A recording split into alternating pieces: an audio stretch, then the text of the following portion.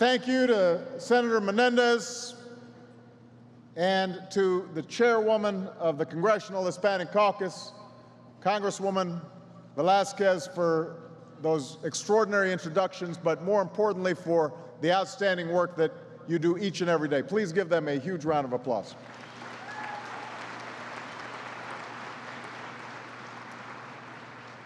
Thank you to the Congressional Hispanic Caucus Institute for inviting us this evening. Michelle and I are thrilled to be here with so many friends to kick off Hispanic Heritage Month. I want to acknowledge a few people before I begin my remarks. First, somebody who I believe is going to go down in history as one of the greatest speakers of the House of all time. Nancy Pelosi is here.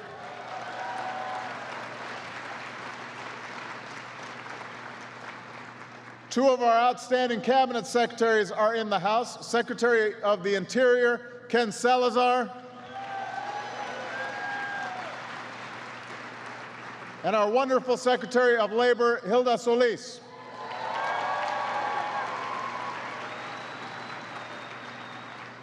I want to thank our Mistress of Ceremonies, Soledad O'Brien. I want to congratulate Eva Longoria Parker and Arturo Sandoval and Lin-Manuel Miranda on your well-deserved awards this evening.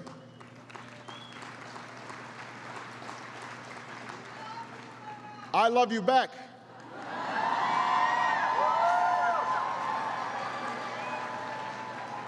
And I want to thank all the members of Congress, the local elected officials, the CHCI alumni, and all who work day in and day out to advance the Hispanic community and America as a whole.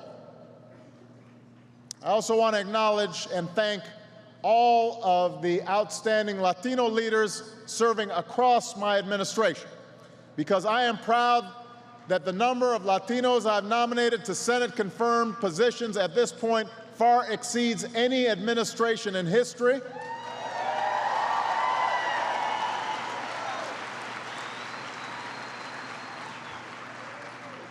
And I'm especially proud that a whole bunch of them are Latinas.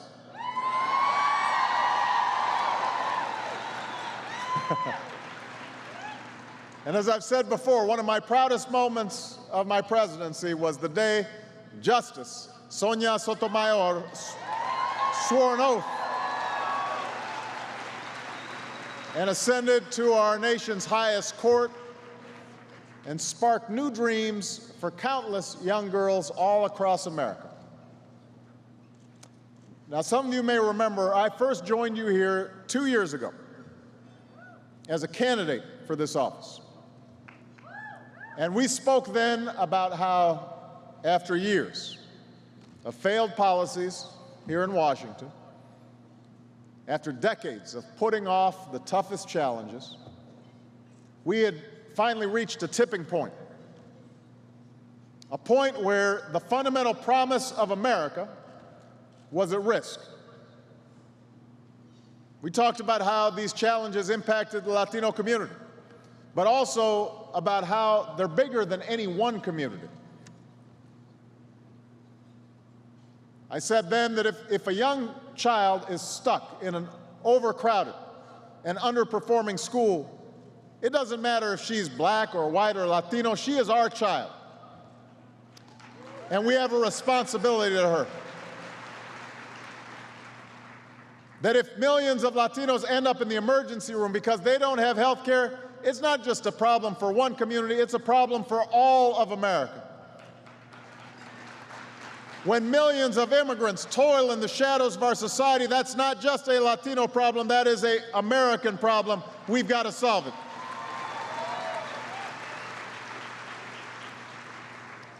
As Dr. King told Cesar Chavez all those years ago,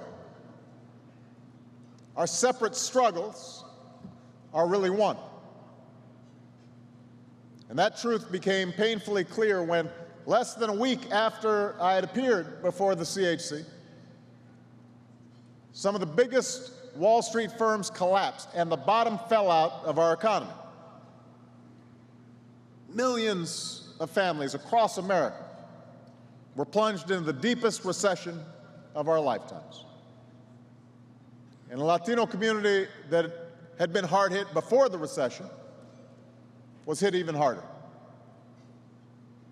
So when I took office, I insisted that we could only rebuild our economy if we start growing the economy for all of our people, not just some of our people.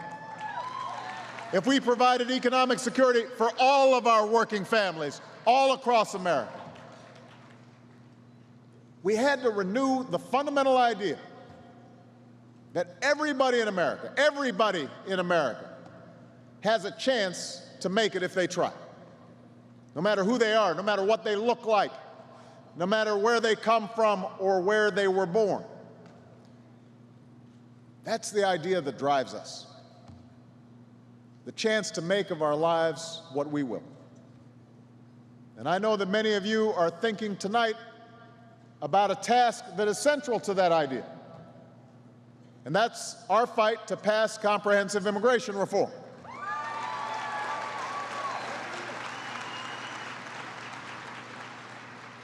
Now, I know that many of you campaign hard for me.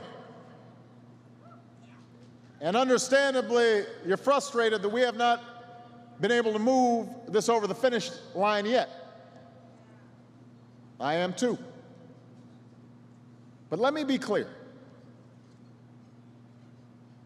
I will not walk away from this fight. My commitment is getting this done as soon as we can. We can't keep kicking this challenge down the road. Now, there's no doubt the debate over how to fix all this has been a fractured and sometimes painful one in this country.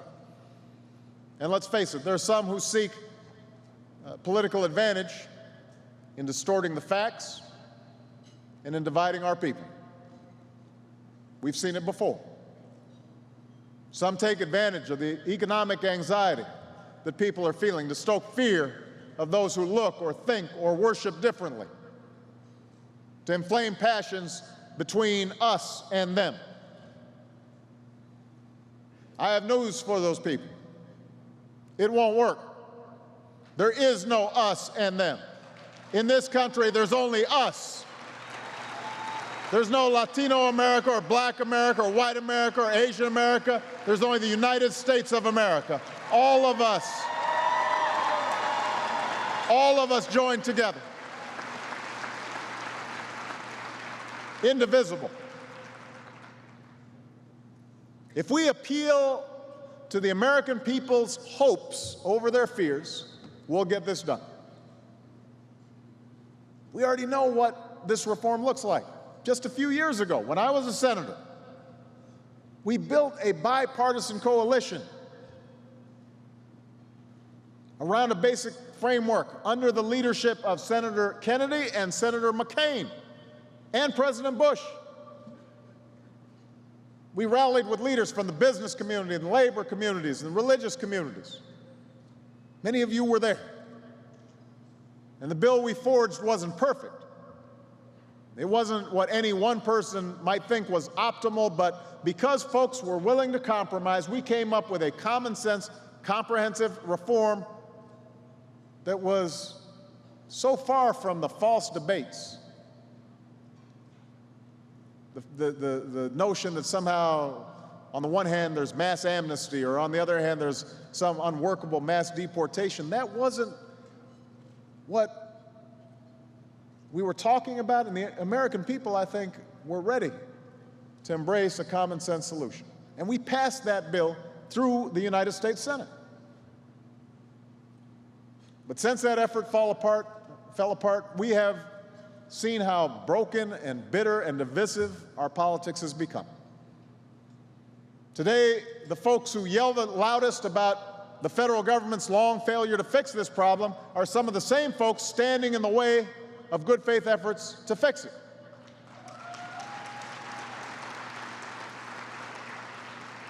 And under the pressures of partisanship and election year politics, most of the 11 Republican senators who voted for that reform just 4 years ago have backed far away from that vote today. That's why states like Arizona have taken matters into their own hands. And my administration has challenged that state's law, not just because it risks the harassments of citizens and legal immigrants, but it is the wrong way to deal with this issue.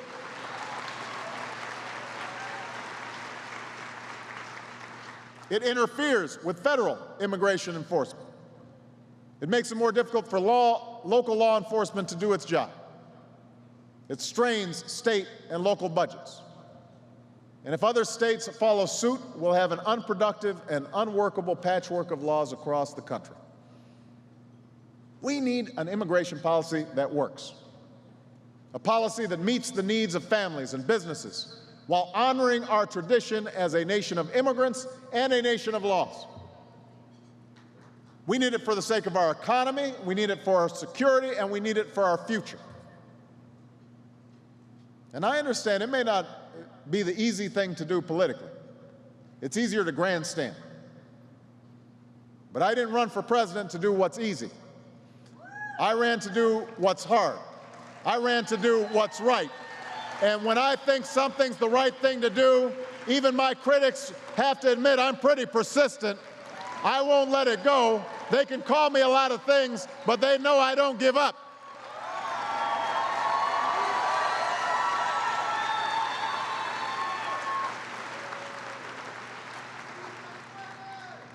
Now, the Senate's going to have a chance to do the right thing over the next few weeks when Senator Reid brings the DREAM Act to the floor.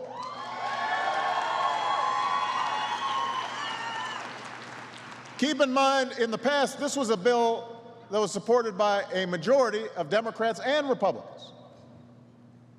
There's no reason why it shouldn't receive that same kind of bipartisan support today.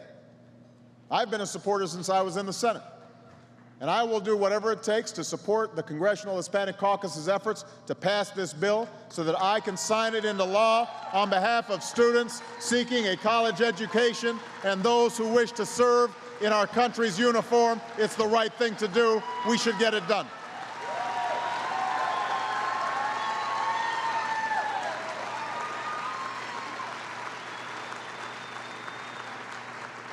Now, I want to be straight with you.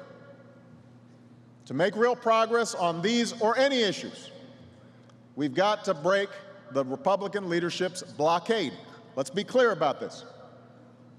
Without the kind of bipartisan effort we had just a few short years ago, we can't get these reforms across the finish line. Their leadership has made reaching 60 votes the norm for nearly everything the Senate has to do. The American people's business is on hold because, simply put, the other party's platform has been no. For example, consider the public servants I've nominated to carry out the people's business. Most of them have been supported widely and approved unanimously by Senate committees. But they've been held up for months by the Republican leadership. We can't even get an up or down vote on their confirmation.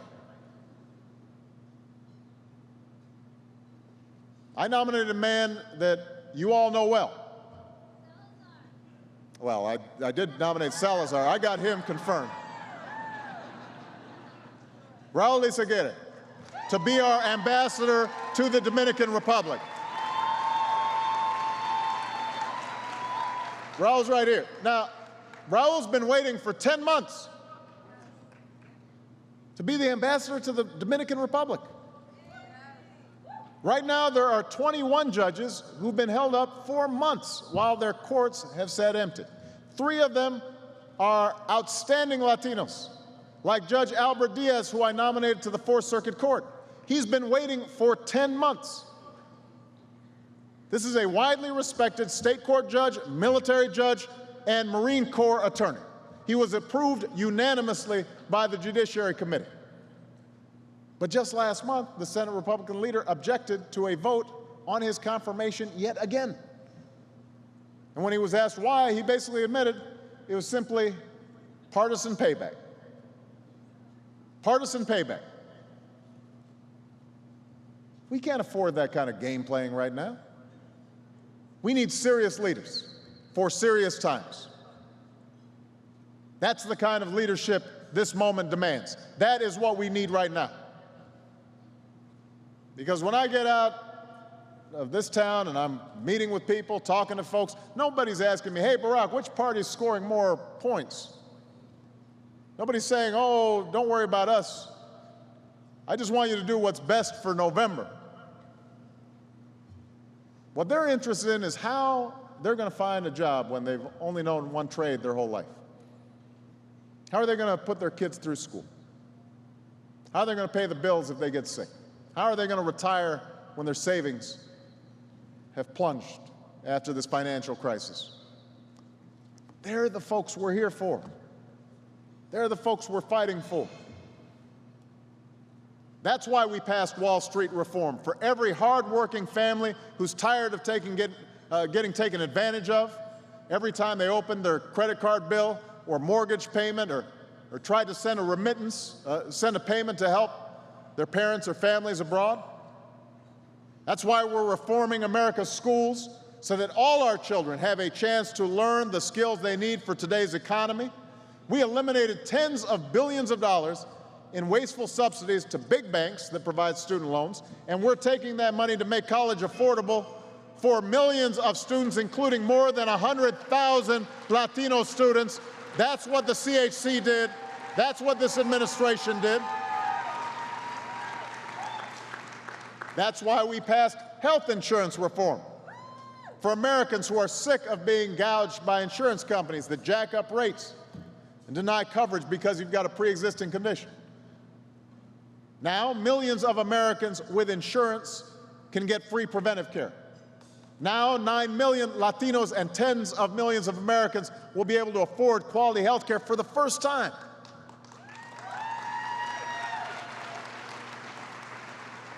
That's why we cut taxes for small business owners and 95% of working Americans. Puerto Rico bless you, Mama. Thank you. Instead of giving tax breaks to corporations to create jobs overseas, we're cutting taxes for companies that put our people to work here at home. Instead of tax breaks for the wealthiest Americans who don't need them and weren't even asking for them, we're fighting to cut taxes for you, middle-class folks all across the country. That's what we're about. That's what we're fighting for.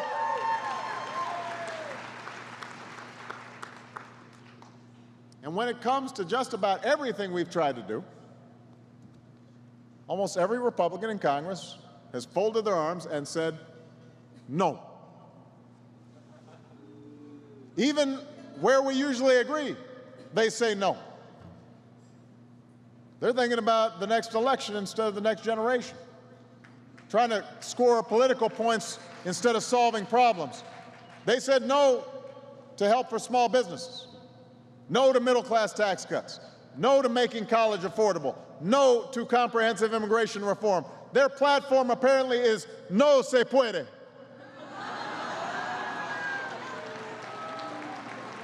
Is that a bumper sticker you want on your car?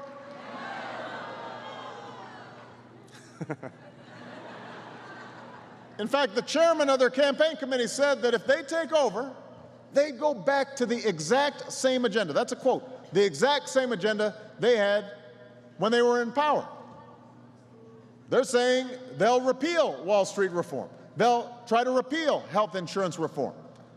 They'll give the special interests a pen and let them write the rules again. And right now, because of that Republican blockade, those special interests, even foreign corporations, can spend tens of millions of dollars on campaign ads without even having to disclose who they are. You've seen some of these ads. You know, they call themselves Americans for Apple Pie or Moms for Motherhood. And then they use their voice to drown out yours, to let Wall Street write rules that take advantage of Main Street, to let insurance companies write rules that let them cover or drop folks whenever and however they please, to go back to that exact same agenda. Well, let me tell you something. That agenda didn't work out so well for the Latino community. It didn't work out for anybody here in America. It is not going to solve the challenges we face. We can't go backwards. We've got to go forwards. So let me say this, not just to the folks who are in this room, but to the Latino community across this country. You have every right to keep the heat on me and keep the heat on the Democrats. And I hope you do. That's how our political process works. But don't forget who is standing with you and who is standing against you. Don't ever believe that this election coming up doesn't matter. Don't forget who secured health care for 4 million children, including the children of legal immigrants. Don't forget who won new Pell Grants for more than 100,000 Latino students. Don't forget who fought for credit card reform, a new agency to protect consumers from predatory lending, and protections for folks who send remittances back home. Don't forget who cut taxes for working families. Don't forget who your friends are. No se olviden. Don't forget. We can't go back now. Not when there's so much work to be done. We've got to move forward. We've got to move forward on jobs and on the economy and on immigration reform and all the unfinished business of our time. These are serious times. They require serious leaders and serious citizens, and your voice matters. Your voice can make the difference. So let me close by saying this. Long before America was even an idea, this land of plenty was home to many peoples, to British and French, to Dutch and Spanish, to Mexican, to countless Indian tribes. We all shared the same land. We didn't always get along, but over the centuries, what eventually bound us together, what made us all Americans, was not a matter of blood. It wasn't a matter of birth. It was faith and fidelity to the shared values that we all hold so dear. We hold these truths to be self-evident, that all men are created equal, endowed with certain inalienable rights, life and liberty, and the pursuit of happiness. That's what makes us unique. That's what makes us strong. The ability to recognize our common humanity, to remember that in this country, equality and opportunity are not just words on a piece of paper. They're not just words in the mouths of politicians. They are promises to be kept.